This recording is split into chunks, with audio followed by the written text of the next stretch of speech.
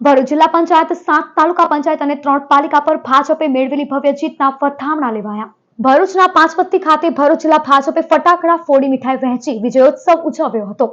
ભાજપનો ભગવો લહેરાવી ભવ્ય વિજયના વધામણા લઈ વિજેતાઓને અભિનંદન સાથે પ્રજાનો આભાર વ્યક્ત કરાયો હતો।